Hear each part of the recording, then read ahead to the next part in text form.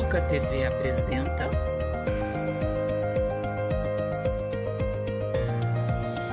Educação em Debate. O CMFEJA Paulo Freire é uma escola de educação de jovens e adultos e ensino fundamental da Secretaria Municipal de Ensino de Campinas, criada em 2003, em parceria com a obra social São João Bosco, com a finalidade prioritária de atender jovens em situação de grande vulnerabilidade social, que demandam grande acompanhamento no processo de aprendizagem, criação de redes e medidas protetivas e forte parceria escola-família e também escola-serviço, sendo uma unidade escolar de referência para encaminhamento das instituições de serviço social, conselho tutelar, liberdade assistida, casas de acolhimento e juizado da infância e juventude.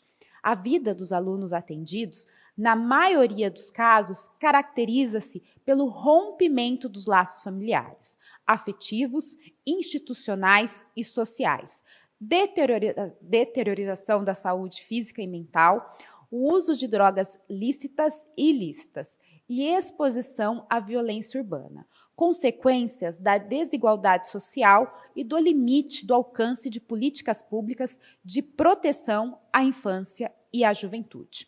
Em 2015, teve início o processo de implantação da Escola de Educação Integral na CMFEJA Paulo Freire, que ampliou a jornada escolar dos alunos, criando oportunidades e situações que promovem aprendizagens significativas e que contemplam a condição multidimensional da comunidade escolar, elevando os índices de aprendizagem, valorização da escola e proporcionando proteção à adolescência na produção e apropriação de culturas. O Educação em Debate está no ar. Eu sou Vanessa Cresce e em minha companhia para conversar sobre o tema o trabalho desenvolvido na CMFEJA Paulo Freire e o impacto na vida de jovens e adultos estão Elaine Juliano Pereira e Mariana de Paula Mota, professoras na Escola CMFEJA Paulo Freire. Muito obrigada pela disponibilidade de vocês. Obrigada a você pelo convite. Eu que agradeço. Bom, para começar essa conversa, nós vamos focar na história da escola. E eu vou perguntar para a Mariana. O CMFEJA Paulo Freire é uma escola peculiar, como nós sabemos, em especial por ser uma escola para educação de jovens e adultos que oferece tempo integral. Nos fale sobre essa história, Mariana. O CMFEJA Paulo Freire é uma escola que foi fundada em 2003. Na verdade, ela começou como sala descentralizada de uma outra escola, né? Então, que era o CMFEJA Sérgio Rossini, que foi a primeira escola de EJA aqui de Campinas, né? De educação de jovens e adultos aqui em Campinas. E aí começou como essa sala descentralizada, né? Então, era uma sala da escola do Sérgio Rossini que funcionava no espaço da obra social São João Bosco, né? E aí, com o tempo, ela se tornou, então, uma escola separada, né? Uma escola autônoma. E aí, a partir desse momento, começou a ter, então, uma gestão específica dessa escola, né? E aí começou a se desenvolver um trabalho muito voltado para as questões das necessidades desse público, que é muito vulnerável, né, do público prioritário que se atendia, e que se atende ainda, né?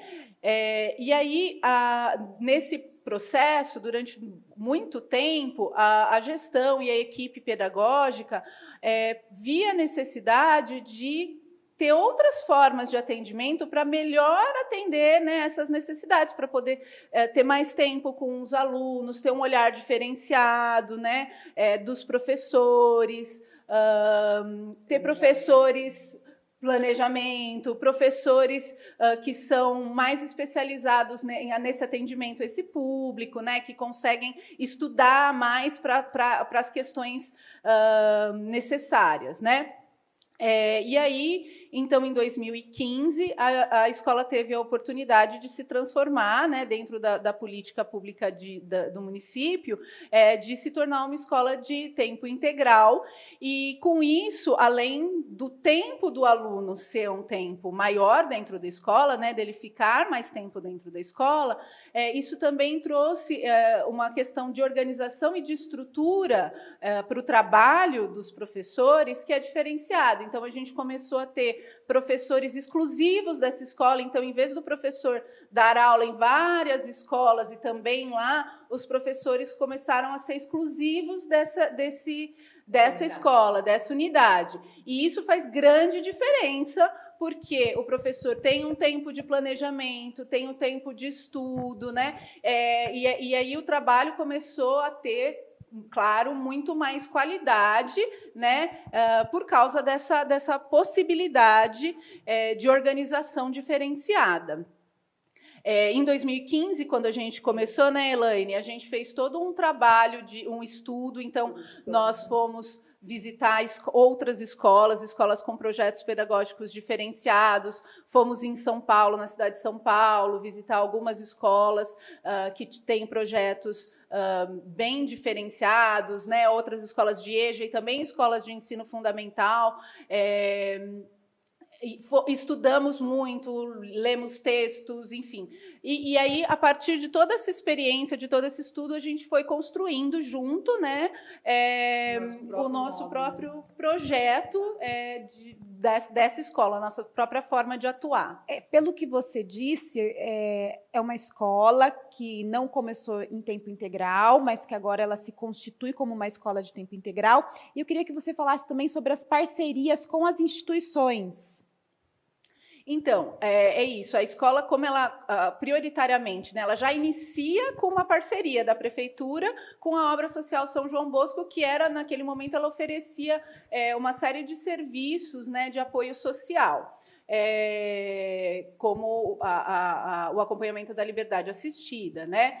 E aí, por causa dessa forma como ela começou, essa escola acabou sendo uma referência para vários serviços, e esse trabalho intersetorial, ele é um trabalho muito importante, muito forte na escola, exatamente porque a parceria ela é bem próxima, né, entre os serviços né, então, os serviços que oferecem assistência social, serviços de saúde, né, os CAPs, os UBSs, enfim. Então, também os serviços, né, judiciários, né, a vara da infância, os abrigos, né, então as crianças que estão em situação, estão abrigadas, né, também os serviços que fazem o apoio das pessoas em situação de rua, né, como o Centro Pop.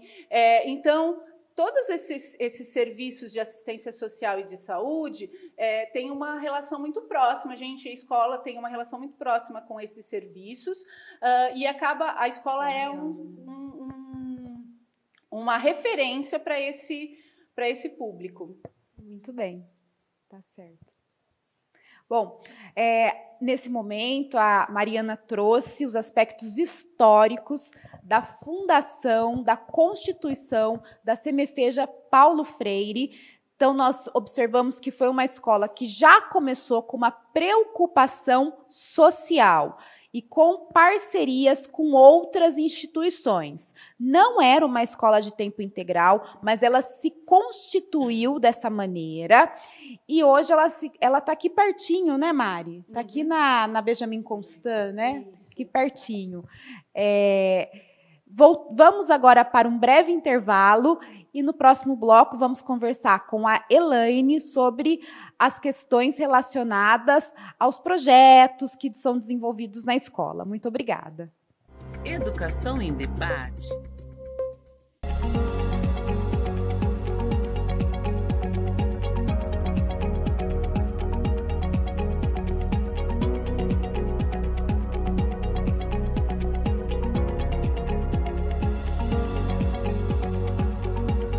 Educa Acontece, as notícias sobre educação. Acompanhe a programação diária da Educa TV Campinas, um mundo de conhecimento para você. Educação em Debate. Estamos de volta com Educação em Debate. E essa história de educação integral para a EJA? Elaine, nos conte mais a respeito disso. Um prazer. Obrigada pelo convite. A educação integral, para a gente, ela tem um significado maior do que o tempo maior na escola, né? É realmente a educação integral do cidadão. Então, além dos conteúdos formais que a escola oferece, nós também trabalhamos a questão interpessoal, né? O retorno ao convívio social, como lidar com os conflitos.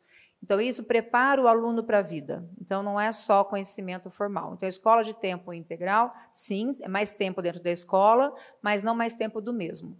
A gente consegue, né, ou a gente pelo menos tem a pretensão, né, e a gente planeja para isso, para dar mais subsídios a esse aluno. Então, a gente trabalha, além das aulas formais, dentro do período, com aulas de projeto que acontecem no primeiro horário da manhã e na última aula da tarde.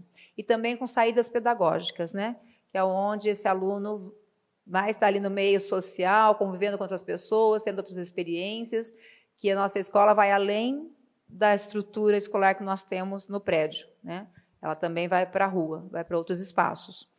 E isso, na vida do aluno, num primeiro momento, como ele passa por uma entrevista, quando ele vem para a nossa escola, nessa entrevista vem o aluno, no caso, se for menor de idade, vem os pais, né, o responsável, ou o tutor dele, né?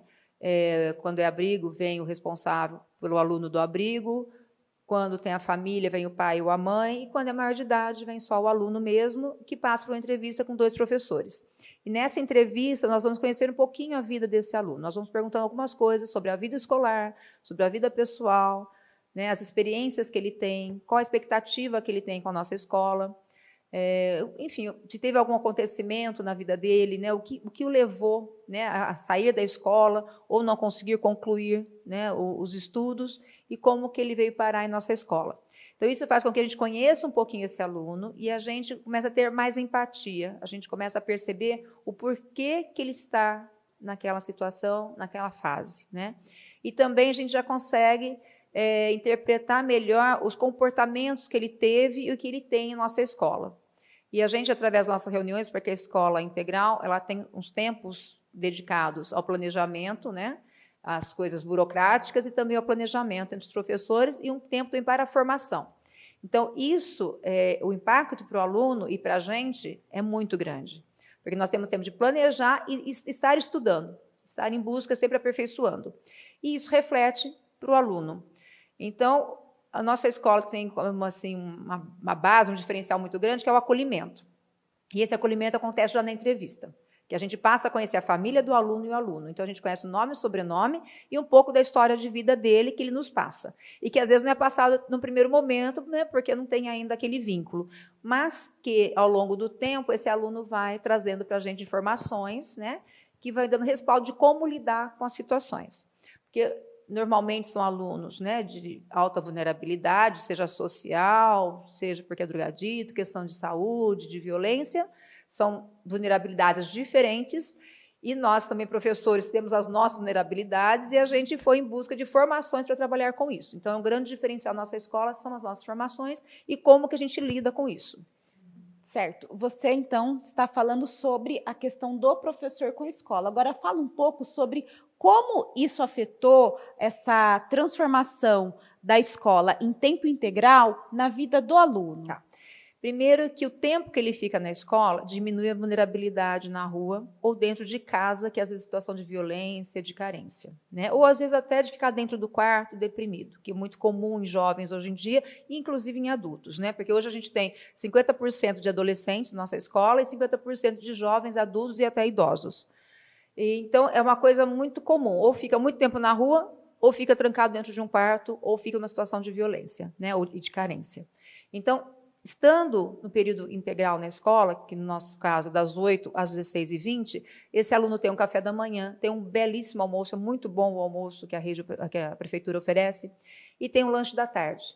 Então, as questões alimentares é balanceada, quer dizer, tudo feito por nutricionista, né? Em questão de aprendizagem, ele tem mais tempo para aprender. O professor tem mais tempo para trabalhar e para planejar e preparar a aula realmente conforme a necessidade do aluno.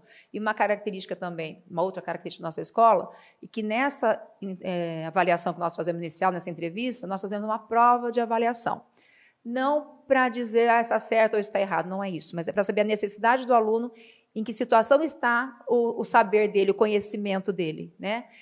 Bom, ele está com dificuldade, muita dificuldade de leitura, em escrita, ou não é alfabetizado. Então, a gente vai enturmar esse aluno, independente do termo que ele está, primeiro, segundo, terceiro, quarto termo, que corresponderia ao 6º ano, 7º, 8º e 9º ano. Nós vamos enturmá-lo com uma turma que tem os saberes próximo a ele, né? E, com isso, facilita para o professor montar uma aula e facilita para o aluno esse entendimento. Então, apesar de ele estar no 4º termo, ele pode estar numa enturmação de iniciante de alfabetização, né? Mas não significa que não vai ser ofertado a ele os conhecimentos do 4º termo. Apenas a forma da gente passar esse conhecimento é diferente, né? O ritmo da aula é outro, né? Atendendo à necessidade daquele aluno para realmente ter significado a aprendizagem e acessar esse aluno. Não adiantaria ele estar no 4º termo, não estando alfabetizado, que é uma coisa que acontece, né? Ainda mais depois da pandemia, mas isso já acontecia antes. E ele não conseguia acompanhar a aula porque não é alfabetizado. Então, a forma de trabalho, o conteúdo é o mesmo, mas a forma de trabalho é diferente. Então, isso facilitou para o professor e para o aluno. E a gente percebe isso pelo resultado que o aluno nos traz, né? Esse ano, aliás, a gente está muito contente com a sala da introdução, que são as salas de alunos não alfabetizados, que todos estão terminando o semestre alfabetizados, né? Uns mais, outros um pouquinho menos, mas todos já estão lendo. Então, isso é muito gratificante para a gente. E nós não somos professores alfabetizadores. Então, na escola de tempo integral, né, na escola integral, nós temos tempo de formação, de estudo. Então, o que o professor buscou para atender a demanda dessa clientela, né? Que os serviços nos traz, né, nos encaminha, o serviço de saúde, o serviço social, o serviço de justiça, enfim. Essa clientela vem para a gente com muitas necessidades e a gente tem que estar preparado para isso. E nós somos professores especialistas. Então, a gente foi em busca de curso de alfabetização, já fizemos, acho que 2, já estamos, acho, no 3º processo de curso de alfabetização, e a gente vai ter sempre que buscar. Fizemos curso no GPEM, que nos deu um respaldo muito grande em relação às habilidades socioemocionais. Todos os professores passaram pela formação, mas teve 2 professores, no caso a Mariana e eu, que fizemos uma formação paralela, que é o professor de referência, que vai planejar as atividades, vai desenvolver durante o ano. Mas todos passaram por essa formação, então tem condições de saber lidar com as situações, né? E dar respaldo, assim, para a gente, pessoalmente, porque é uma transformação pessoal. Então, a partir do momento que a gente se transforma, a gente consegue olhar o outro de uma outra forma e conviver de uma outra forma. Então, na nossa escola, o conflito a gente não vê como um problema, mas sim como um momento de aprendizagem, um momento pedagógico, que a gente pode oportunizar como transformar aquela situação, aquele conflito. Porque o conflito sempre vai existir, né? Ainda mais em escola, é um espaço de conflito. Só que a gente não vê como problema, a gente vê como oportunidade de aprendizagem. Então, o acolhimento e essa forma de lidar com as situações, eu acho que é um grande diferencial que repercute para o aluno que se mantém na escola e consegue se formar. Muito bem, ótimos exemplos aqui que a professora Elaine trouxe sobre como essa educação de tempo integral pode ser efetivada na EJA. Bom, no próximo bloco, então, aguardamos você para conversarmos sobre os projetos que acontecem nessa escola. Até mais. Educação em debate.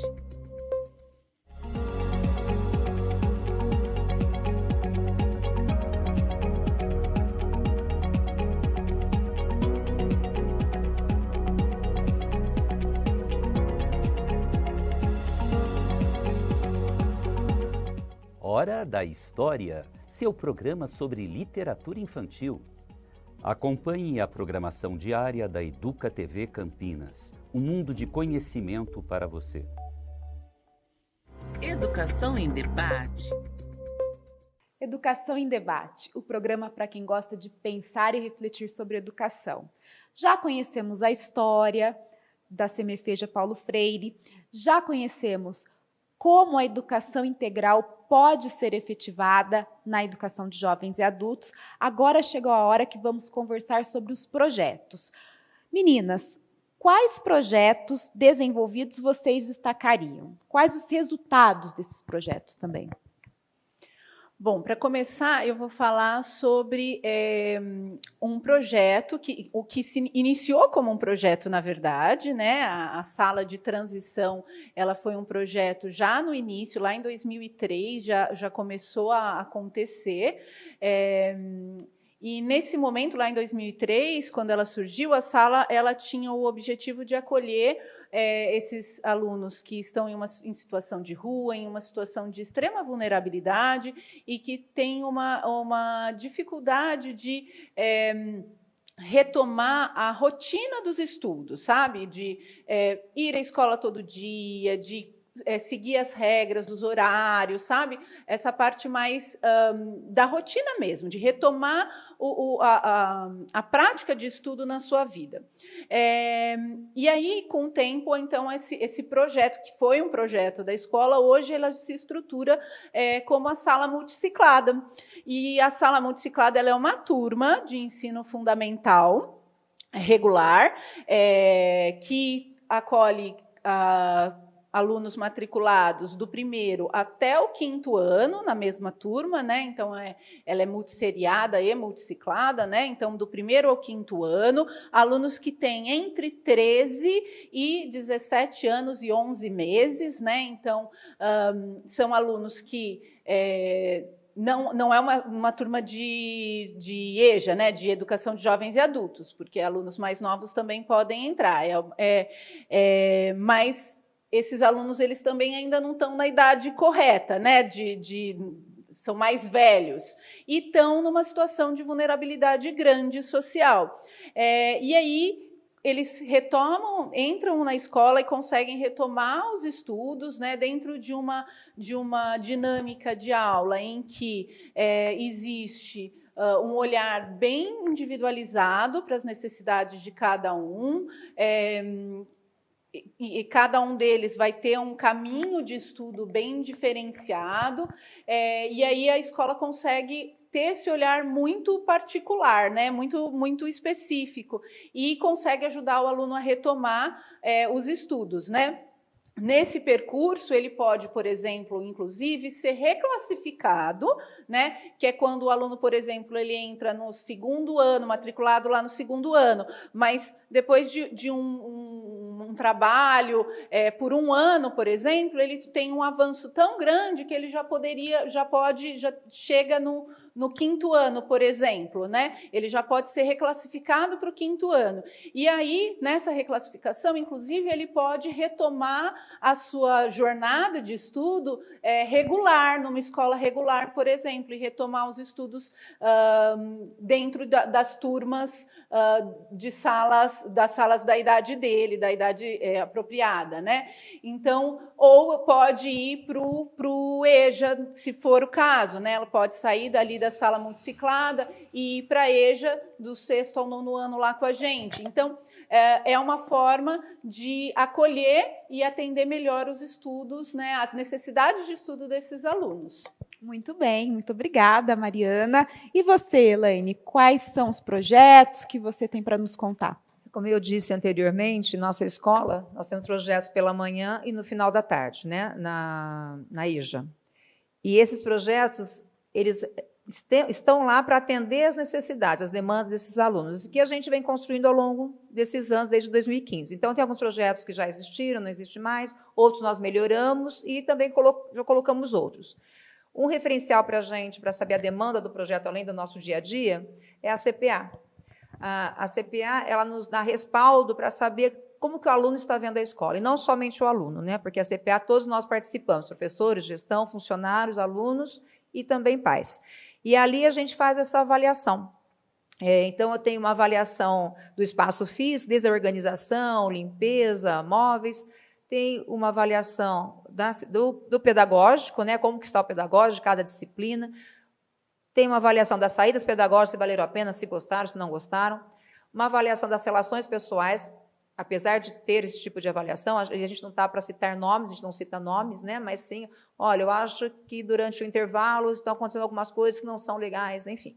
Porque quando a gente não cita nome, porque esse é um outro trabalho, um outro momento. Mas na CPA a gente faz um levantamento de como está o clima da escola, né? Que dá referência para a gente continuar desenvolvendo aquele projeto ou ter uma mudança aí de rumo nos projetos. Então, hoje, nós temos o projeto de leitura e escrita, que é uma demanda, né? Sempre foi, agora mais ainda por causa da pandemia. Nós temos letramento digital, nós temos o mercado de trabalho, projeto de convivência ética e projeto de Libras. No mercado de trabalho que já existia, que iniciou com o PESCO, depois a gente teve a autonomia e continuou com esse projeto, porque a demanda da EJA é subsidiar para o mercado de trabalho, principalmente, a gente percebeu que os alunos não têm o conhecimento digital, né? O letramento digital, que era, como se diz, analfabetos digitais, né? É esse termo correto, né? Então, a gente precisava ensinar esse aluno a mexer no computador, no notebook, o outro que a gente recebeu, o tablet, o Kindle, né? E ofertamos essa experiência para eles, então a gente tem um momento para isso durante a semana. E no mercado de trabalho, demonstrar como se faz um currículo, como se faz uma entrevista, as áreas de conhecimento, para que a área de trabalho vai, despertar neles a pensar, poxa, o que eu gostaria de trabalhar, o que eu gostaria de fazer, né? O que eu almejo, qual que é o meu sonho? Apresentar as escolas técnicas, que é uma questão de orgulho para a gente, porque no semestre passado, ano passado, 2 alunas nossas que nunca imaginavam fazer o ensino técnico, né, que já é o profissionalizante, foram conhecer, nossa escola foi conhecer algumas escolas técnicas, vieram para a nossa escola também, os gestores dessas escolas vieram apresentar para a gente, e hoje elas estão estudando lá, uma escola técnica federal. 2 alunas, 2 senhoras, de mais de 50 anos, que se permitiram voltar a estudar depois de mais de 30 anos de ter criado filho, família, né? E falou, puxa vida, eu gostaria de voltar a estudar. E elas voltaram e hoje estão fazendo ensino médio técnico, na escola federal. Então, veja que legal, né? Que orgulho isso para a gente. Então, isso demonstra que realmente é possível uma escola que dá resultados. Mas, independente dessa continuidade, o que a gente percebe nos nossos alunos é essa identificação, esse resgate da cidadania, da autoestima, né? De ser reconhecido, de ser ouvido, né? E se sentir acolhido, né? Ele se sente confortável em nossa escola, porque a gente realmente ouve esse aluno através dos projetos e as demandas. E hoje, por exemplo, a gente já tem, pensando no projeto de educação financeira, que é uma demanda que os alunos nos trouxeram. Muito bem. Mariana, qual recado final você deixaria? Quero dizer para vocês que se você tem mais de 15 anos e ainda não terminou o ensino fundamental 2, né, parou aí entre o 6º e o 9º ano do ensino fundamental, você pode buscar a nossa escola. Se você tem mais de 13 anos e menos de 18 e parou o ensino fundamental entre o 1º e o 5º ano, também pode nos buscar. Nós estamos na Avenida Benjamin Constant, 1297, é uma sobreloja, pertinho da Basílica do Carmo, no centro de Campinas, bem pertinho ali do Marco Zero mesmo da cidade, tá bom?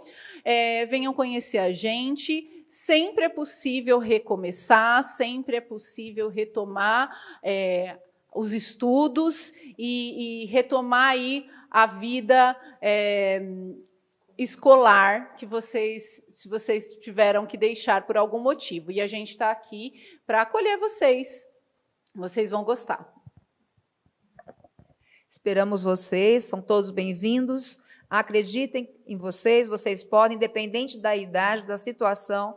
A escola oferece alimentação, oferece o passe escolar, então vocês não terão despesa de ir e voltar da escola. As saídas pedagógicas também são oferecidas pela prefeitura. Então, tem toda uma estrutura, um respaldo para manter vocês na escola e vocês atingirem o objetivo de vocês, voltar para o mercado de trabalho, enfim, se sentirem bem. O direito é de vocês e nós estamos aqui para atendê-los, tá bom? Será um prazer recebê-los. Excelente, muito obrigada, agradeço de verdade tudo que vocês falaram aqui. A Mariana começou contando sobre o histórico da escola, que desde o seu início já havia uma preocupação, inclusive uma cooperação com as instituições. Depois a Elaine trouxe as questões do projeto, quais são desenvolvidos, a educação integral na educação de jovens e adultos, e assim por diante. Falamos aí, agradecemos a presença das nossas convidadas, as cumprimentamos pelo importante trabalho que realizam cumprimentamos a todos os envolvidos no processo que se empenham para que a escola pública continue fazendo a diferença na vida dos estudantes e suas comunidades. E desejamos que, em alguma medida, esses jovens tão maltratados pela desigualdade que ronda nosso país possam, por meio da educação, ter a expectativa de uma vida digna. Finalizamos esse programa com uma mensagem de reflexão. Sempre vale a pena resistir, sempre vale a pena continuar. Vale muito a pena você correr atrás do seu sonho. Você pode rever essa e outras matérias no nosso canal de streaming, o EducaFlix, e nas nossas redes sociais. Saudações a todos e a todas e até breve. Educa TV apresentou Educação em Debate. Prefeitura de Campinas, Secretaria de Educação, Produtora Rio Brasil Digital. Educa TV Campinas, um mundo de conhecimento para você.